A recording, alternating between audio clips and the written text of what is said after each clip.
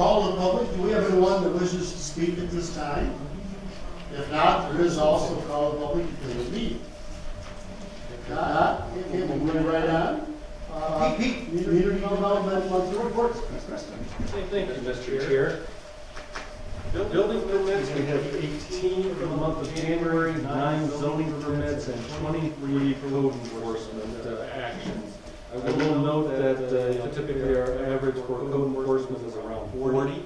However, you may be aware that Dave Trinka has announced his retirement from his portion, his employee portion of the Community Development Department, which was code enforcement. So we're seeking some alternatives. He's going to continue to be a building inspector by contract, and he's going on an extended vacation for about 2.5 to 3 months. So we'll try to fill that need and then see where we go from there. Any questions for Pete? Do you have somebody in mind? Not right now, at this point. Most likely we'll look at something contracted, but we'll have to see. Okay. Anything else for Pete? Do you have anything else? I have a whole bunch of things on the agenda, so won't say. Okay, I know that. Okay, let's move on to this item number 5, discussion, building permit, and plan review, community compensation. Okay, Pete. Okay, so I put together a little memo here, discussing building permit fees and plan review.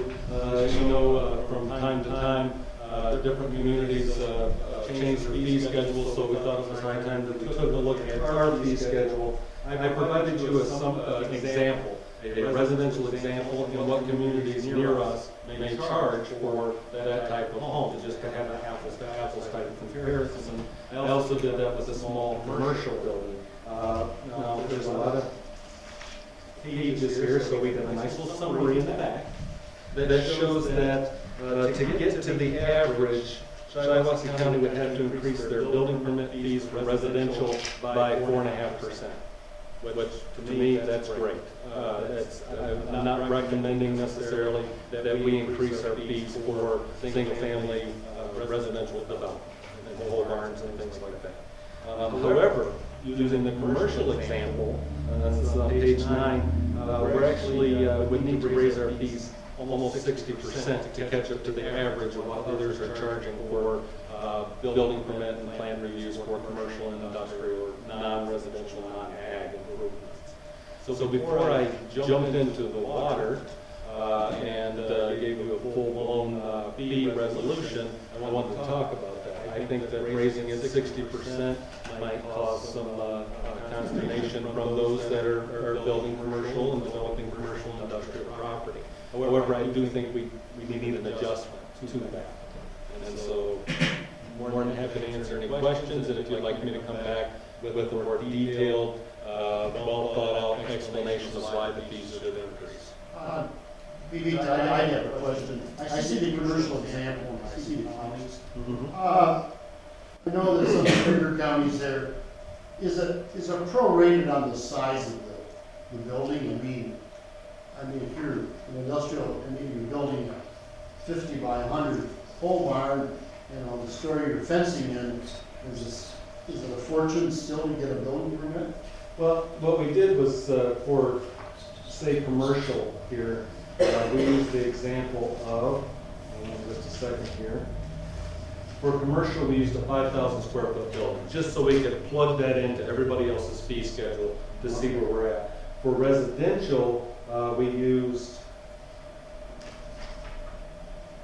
a 2,000 square foot home, ranch style home. So we just took those apples and we plugged them into the fee schedule of each corresponding community, so we get a general idea of where we're at. Okay. And in residential, yes, when somebody does a pole barn, if it's a 3,500, 3,600 square foot pole barn, yes, the permit fee is going to be more for that than a 1,200.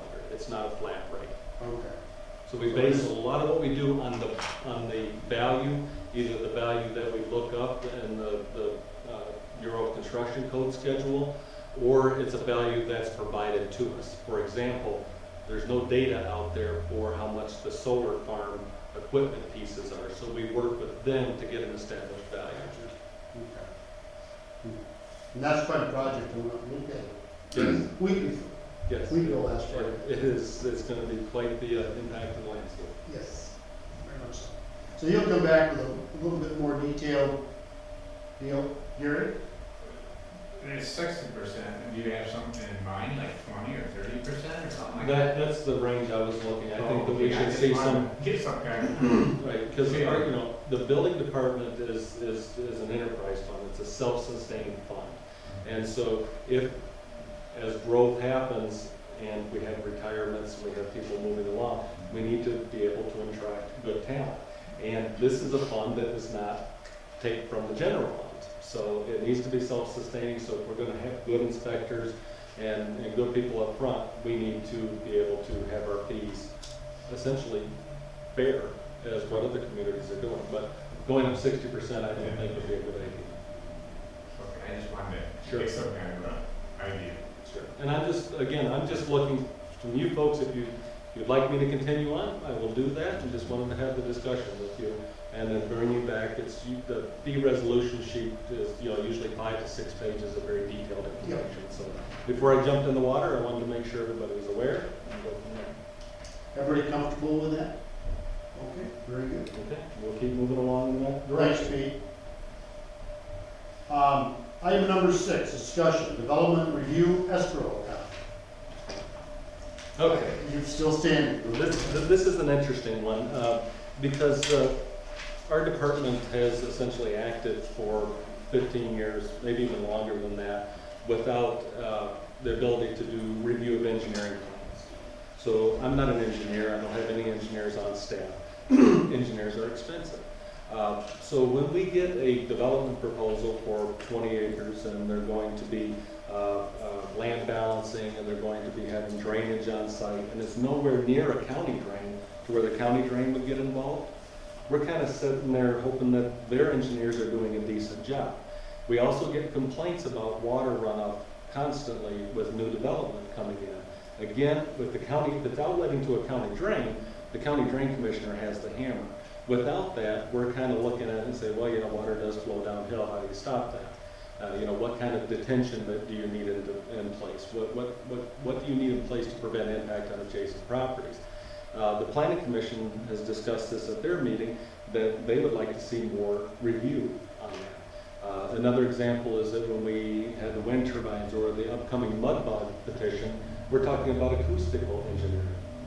I'm not trained in that, and I don't have staff that are trained in that. Also, that's very expensive for not only the county to pay for, but if the county is paying for that extra review, it means it's coming out of taxpayers and the burden's not falling on the developer, the person wanting the development. So what this is a request to establish an escrow account to where when the petitioner comes in, we look at it, we say it's a 5-acre site, you're stripping the whole thing, there's water problems there in the past, we want an engineer to review this, so we're asking the developer to put into escrow $2,000 for engineering review and other review that may be necessary, and then whatever's left out of that, we would return.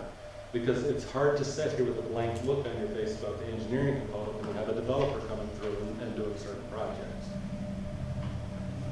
How have you been doing it in the past? It's established in the zone, well, it's a permit fee. Somebody wants to come in with a special use permit, a site plan is $500, $700 to That's do it, that. though. But that gets eat up really quick, even by our doing the zoning review on it. And so, you know, that escrow account has been established in the county's zoning ordinance since '99. It's just never been effective, never been taken on and done. So you got to pass a resolution or? Correct. We provided you a resolution. There was some litigation here in the past year that essentially intimated that irregardless of the zoning ordinance, when the Board of Commissioners adopts the zoning ordinance, they're not establishing fees. They usually do that separate. Since an escrow account could be treated as a fee for service being provided, the development review, that the Board of Commissioners would need to act with the resolution. So all we're doing is asking you guys to support what's already in the zoning ordinance. Then we'd have to set up a process, possibly with the county treasurer, possibly with the local bank to set up an escrow. So, do we have the paperwork on it? It should be in there. What page? I organize mine by page. There's the Board of Appeals. Two Board of Appeals. Oh, I'm sorry, that was a discussion item. We gave you a draft resolution. Yeah. My apologies. Yeah, Thank you. I was gonna say the same thing. Yeah. Yeah, it's, So we'll come back with a resolution then if I'm seeing some favorable support. yeah, we can make a motion today, bring it back for Wednesday. We can do the resolution by then. Okay. You gotta set up that, so we have to do it this month or next month, or? I'd like to get, once we get the resolution in place, then we can do the detail work and get it set up. Oh, okay. And make sure we're doing all I that. didn't know how fast you can move that. Okay. Pretty fast. I entertain a motion that we would have a resolution to put more teeth in the development review escrow account for site review. I can't make the motion. Okay. You make the motion? It is, so. Oh, okay, excuse me. Second? I'll second. Okay, any more discussion? If not, all those in favor say aye. Aye. Motion carried. Thanks, Pete. Okay, item number 7. Need a motion to consider resolution number 20-02-01 to establish the Shiawassee County Construction Board of Appeals in accordance with the Uniform Construction Code, MCL 125.1501, and seek So moved. support, discussion. Pete, you want to discuss that too? Well, we have a hard time, the county as a whole, setting people on boards. And our Construction Board of Appeals has not had membership to constitute a quorum in quite a while. The reason, for the most part, is 7 members, and they very rarely meet until we receive an appeal. Well, we've received an appeal, so we want to get ahead of that and make sure we don't have to set 7 members. We can just seat 3, and hopefully I can get you names this week. Okay. Some folks who've been scouting around. Yeah, I know that's been a difficult board to keep people on. It is primarily though because there is specific requirements for them to sit there. They have to be general contractors or trained in the trades. Right. Okay. Any other discussion with that? Any other questions for Pete? If not, all those in favor say aye. Aye. All those opposed, motion carries. Thank you. Item number 8, need a motion to consider approving the discharge of a rehabilitation mortgage dated August 26, 2016, executed by Laisel and Barbara Horser of 1025 South Washington Street, Owasso, and authorize the board chair and the county clerk to execute the document. So moved. Support. Discussion? We've done these quite often. If not, all those in favor say aye. Aye. All those opposed? Motion carries. Other agenda items, anybody else like to bring anything up at this time? If not, call to the public. And would like to speak? Yeah. Mr. Chairman, just one quick question for Pete. You there, Pete? Speak, Pete. Okay, Maybe. we'll get him another. Okay. Or I'll get his office. My question would have been for you, Mr. Chairman, and the rest of the group here. He talks 4 to 5% to me, this qualification going to 20 or 60%. What I'm always interested in is when somebody makes that presentation, knock on, Pete, Yeah, I should have known. Since I've done some of this 12 years or so with the plan review and building permits and what two of the townships have, and you give me percents, 20%, 60%, what I always want to know is, what's the base number you're working with? Is it $50 application fee, then it's a $50 fee per 1,000 feet, then after, is that what you're looking at? That'll be outlined in the resolution. Yeah, Okay. absolutely. Will We'll those, get that. will those be made available? Absolutely. So When we- if I wanted to pick one up? Yeah, well, we're not done yet. But when we do provide it to the board and detail it out, yeah, that'll be part of the public information. Okay, thank you. I made a note called Dan. Thank you, Mr. Chairman. Yeah. Okay, I'll call the public again. Would anybody else like to speak at this time? If not, Meeting adjourned. We'll conduct finance in about 5 minutes.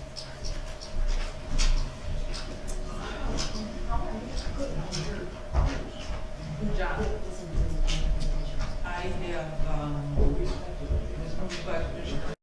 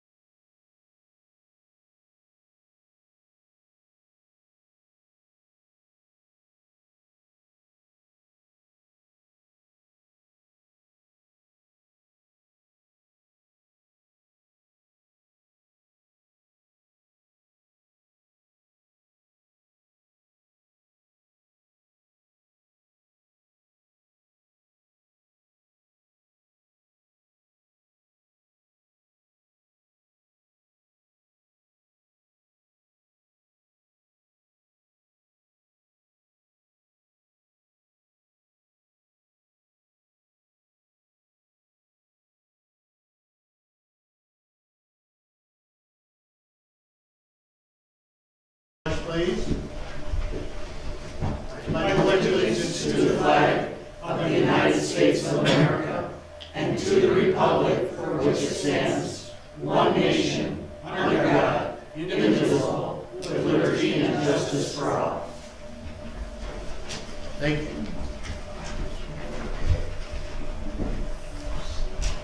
Call to the public. Would anybody like to speak at this time? Okay, we have a call to public at the end of the meeting, too.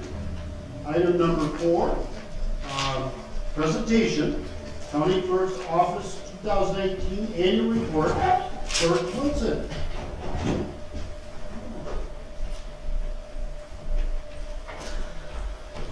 You're gonna come over here. I am. All right.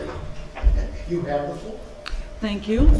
Okay, I first need to apologize that a report was sent to you pretty late this afternoon, but I was working with the vendor trying to get some additional numbers so that you could see not just what new records were filed in 2019, but the additional people that come in and request through fax, email, and the walk-ins. So that was kind of what came through at the end of the day. But I'm first going to start with the circuit court side. It's pretty self-explanatory as to like the dollar amounts and the numbers. And on this thing, because I do have a number of things to go through with the different tasks for the clerk's office, I'm just going to point out some things, and then if you have questions, you can ask me tonight or on Wednesday. Okay. With the civil filing fee, and you can see that it was down by $9,200 approximately. And there isn't much difference in our actual filings, but it's the collection of the fees. And why that is because the filing fee waiver changed, and it's now okay for the clerks to accept an indigent form if they say they're on public assistance. It's an automatic that the fee gets waived. So they can approve those now, and they no longer go before the judge. So it's a pretty low threshold for that approval, but it's pretty frequent. So that would be something that would impact that number greatly. And then if someone just says, I don't make a lot of money, they have to put their proofs and they have to fill out the paperwork. Those forms go to the judge. So that is probably a big factor on why that fee is down, because the indigent fee. And so I wanted to point that out. Other than that, those aren't, the numbers don't vary that much. So that's what I wanted to make sure you guys understood on that one. The next sheet I'd like to go over is the elections for 2019. Slow year. And so in May, we all know that the county proposal was on. And so I wanted to point out that because we did have one school and the reimbursement, we did get full reimbursement for what it cost for that school.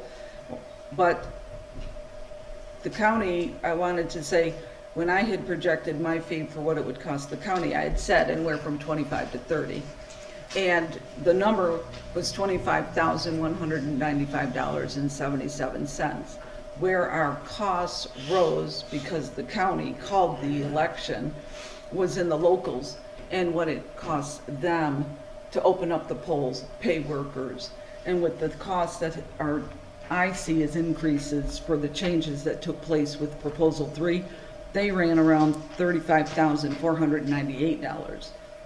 So you can see that it costs, as far as the countywide, those are with consolidated precincts as well. So that's kind of what made that number jump so significantly on that election. And then we only had the one school sinking fund, Byron, in August. And so, and we got 100% reimbursement on that. And only Burns Township was opened. So that was nice, kind of gave us a reprieve for what we're about to embrace for this year. And we did not have an election in November of 2019. So that's that. Okay. On the other sheets, you have two different ones.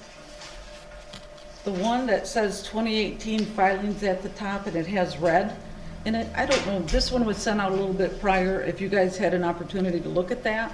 One of the things I wanted to point out in this report was to show you the dollar amounts, and these are strictly new filings that came into the clerk's office. The reason I included 2016 was I wanted you to see that that office was fully staffed at that time with 3 full-time workers on the vital side and the filings that came in. And then as 2017, we were partially staffed with all new clerks, and even though they were down slightly, we were kind of keeping up with the same numbers. This is strictly new filings. 2018, I wanted you to see the dollar amounts and the final numbers for the new filings as the staff changes took place since my inception of the office. But it's the second report that came to you late. The top portion of this report is basically identical to the one that you got a few days ago and gives the new filings. It is the bottom portion that I wanted to point out some things, especially in the birth certificates, because these are the walk-ins, the faxes, the requests that we get from your everyday Joe person out there. And I wanted to point out, in 2017, when the Real ID took effect on the birth certificates for the Social Secretary of State's office, that started in September of 2017, that in 2018, our copies for birth certificates jumped up 637. And then from 2018 to 2019, they had jumped up 300. But in overall, from 2017 through 2019, it was 936. And this is a majority of the traffic, most of this is people coming in. As far as that's just one record, and I wanted to point that out because that was something that also gave us thought to start looking at the paperwork and everything that's involved and the costs that it takes to produce a record for somebody, and us not being able to sustain those costs that we're incurring to increase the fees. So this does not, again, this came to you kind of late, but you can see that with those being additional records that are being requested, it's significant.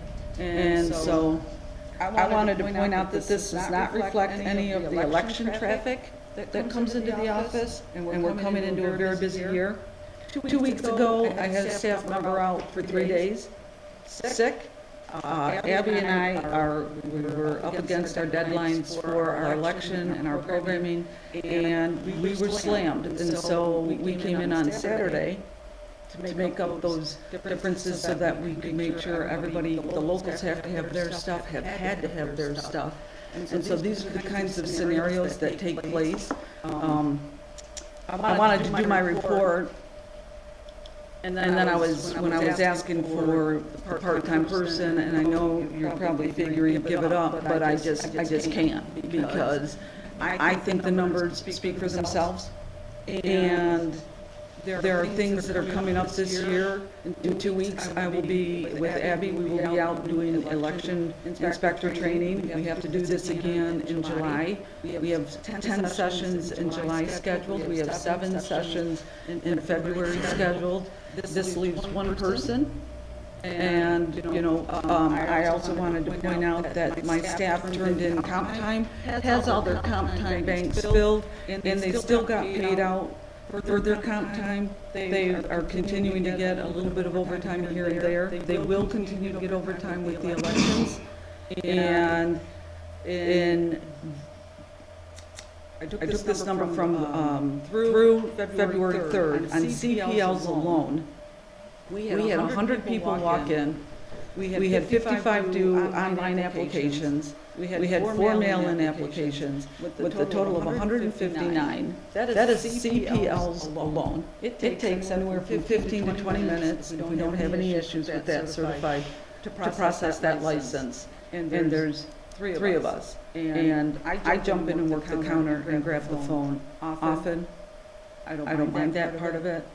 Part I'm minding is that it takes its toll on the staff. The numbers speak for themselves.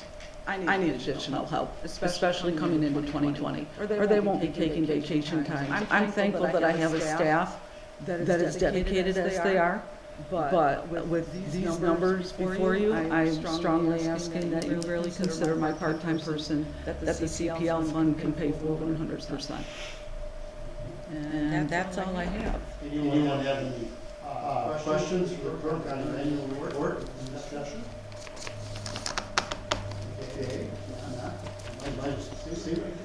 Well, I'll wait for you to come back and get the information. Thank you for the time. Thank you. All right, item number 5. The motion to consider authorizing the vital records office. Hire a part-time employee up to 24 hours per week, starting at $14.77 per hour, grade 3, step 1. To be paid from CPL revenue funds, line item 263-215-703. So, there's support? I'll support. Discussion.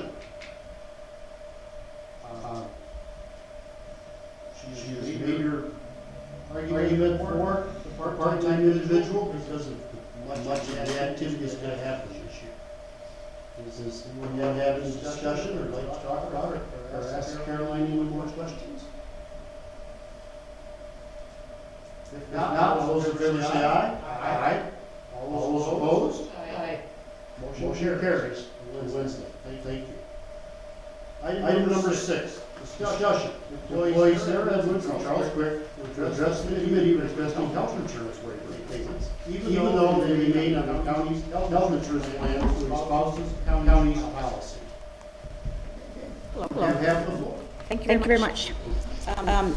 What has prompted us to come here is the fact that Mr. Quick and I are both non-reps. We've both received the health insurance payout. Myself since 2009, and Mr. Quick since 2016. We both have spouses who are employed at the county.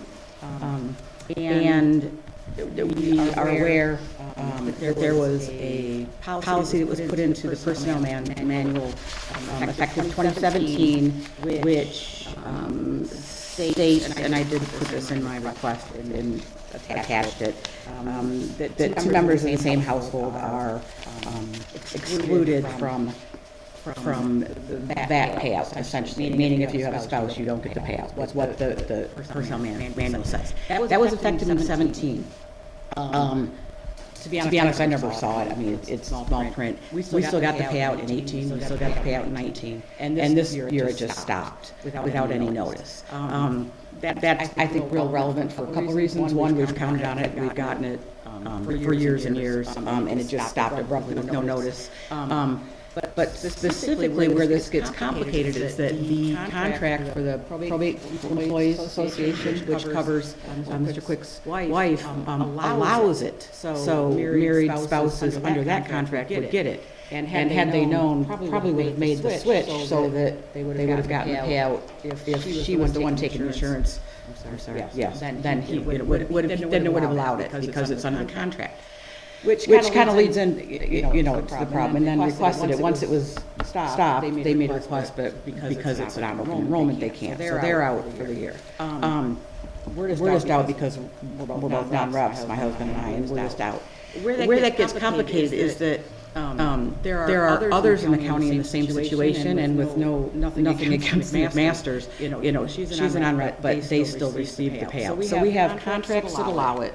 We have situations with commissioners where they're getting the payout, and then we have the personnel policy, which is excluding it, which is really inequitable. I mean, it's all over the board, who gets it, who doesn't. And so the idea that if you're a married couple or two members in the same household and you shouldn't get the payout because you're both covered, that argument really fails, in that 2 out of the 3 that we have are still eligible for it, and really, it's only because we're non-reps that we don't. And I think that, we're just here with a specific request, and that is to ask the board to consider striking that phrase which says, doesn't include two members of the same family, because if you strike that out of the manual, then everybody's equal and everybody gets the payout. Another level of this argument, frankly, is that our wages and benefits, it's a package, it's a pay package. And by denying us that, it's essentially decreasing our salary and benefits package, it's part of it. Yes, I'm covered under my husband's insurance, but we have a family plan. My being on that doesn't cause the county to have to pay one more penny because we are a family of five. And that is the same, it would be the same if it was a family of four. You know what I mean? The amount that the county pays is the same. So literally, the county is paying nothing additional for me, but denying me that payout, which is really, and giving it to others in my exact situation, because the answer that I got, and just looking into it, is because he's a commissioner, he's not subject to the handbook and therefore gets it, which to me, again, is a really bad message to say that, you're not subject to the handbook just because you guys make it, and that was what I was told was the reason. And so I really,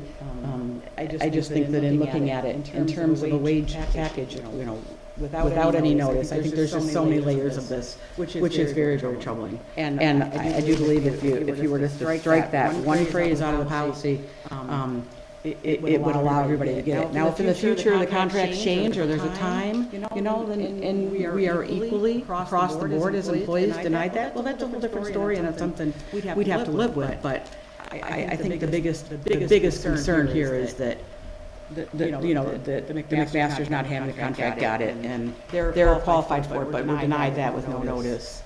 And it just seems like there's a lot of problems. It's also, I think notable to say that for many years, I've been in the county for 22 years, and for many years, the vision and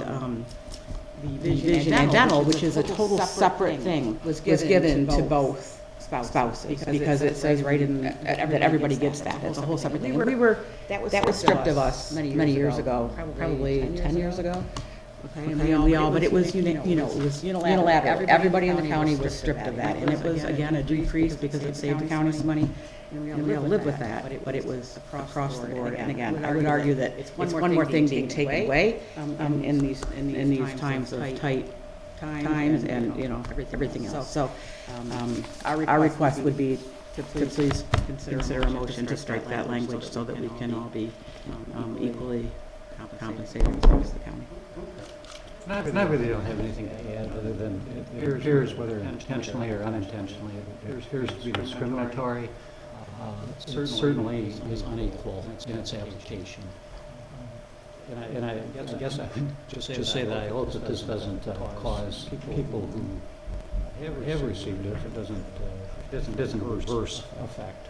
We're not here to cause them problems. We're just here to try and get some equality. Questions? Then we have the.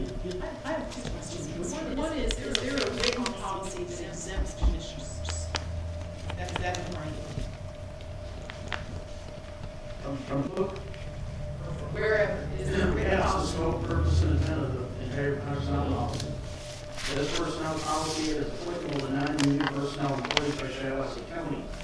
It is also applicable to any employer or groups of employees which now shall be, or shall hereafter be covered under a collective bargaining agreement regarding these issues, if not specifically addressed in a collective bargaining agreement. Further, this policy handbook is not applicable to any elected official unless specifically stated that it applies to a certain elected official. Okay. Thank you. And then my second question is, and you sort of addressed that there, but why would there be, so there can be a contract created in the county that violates the policy? So there can be two There are different. things all over this county that violate every personal purpose or intent that we put out there, and our goal is that this personnel policy, which is why it's under the ad hoc committees this year, is to get it so that it is, as I've said several times, interpreted the same way in every building in the entire county. And part of it will be, when contracts come up, agreements like that have to be removed. This has to become the agreement for our collective bargaining groups and for our non-reps. That's the purpose of this ad hoc committee, getting this together, getting some of the lines out of there, getting maybe some more lines in there that need to be in there.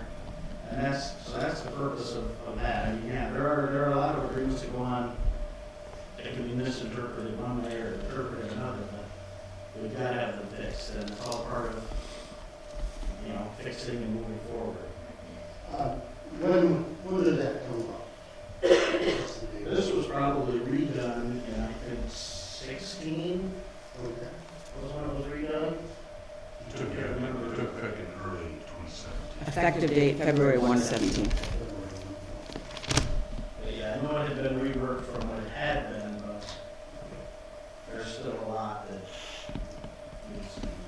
And we still, at this point, since we reworked it in 16, or 15, 16, and then got it implemented in 17, there still hasn't been that ability yet to really negotiate it into collective bargaining agreements yet, so that will be, I mean, some of it is, some of it. Sure. Yeah, the probate one was is just negotiated, so that's a 3-year deal now. I mean, that was just negotiated after this came into effect.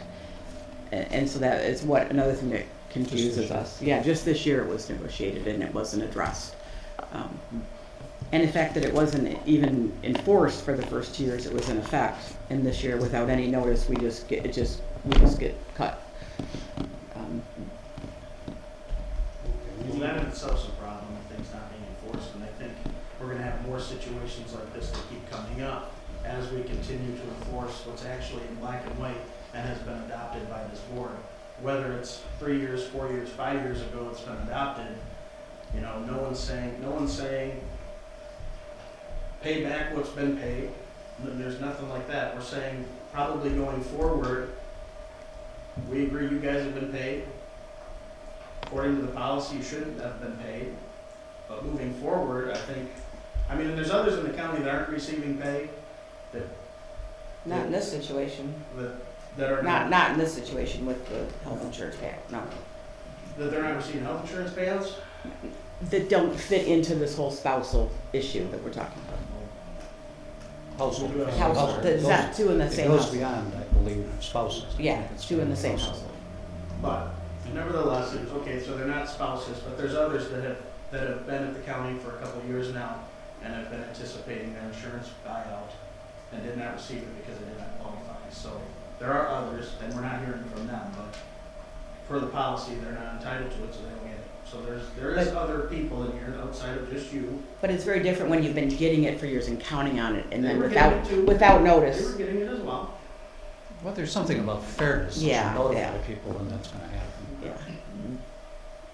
And applying it the same standard to everyone.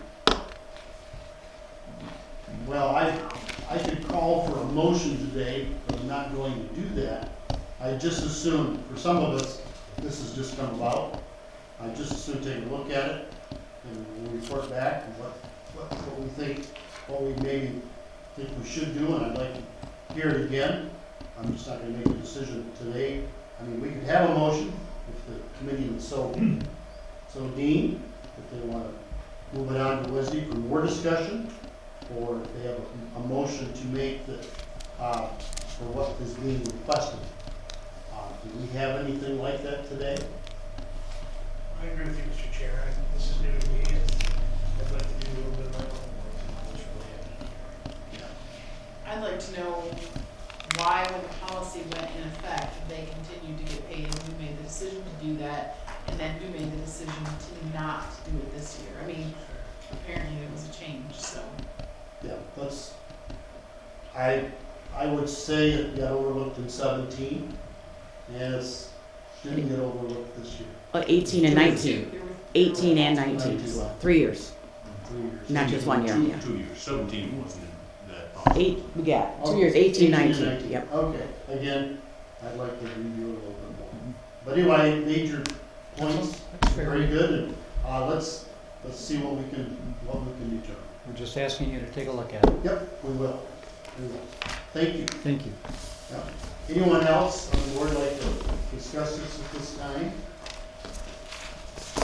Okay, thank you. I'm sorry, can I just ask one more? Yeah. Can we get a response in terms of if there's a Yes. plan to revisit so that we can just plan accordingly and not do this? Give me a little time. Thank you. finance. Yeah, I've been kind of busy lately with investments and all that kind of stuff. Okay, any other discussion about this? If not, any other agenda items today? Okay, call to the public. Anyone would like to speak at this time? If not, meeting adjourned. Thank you.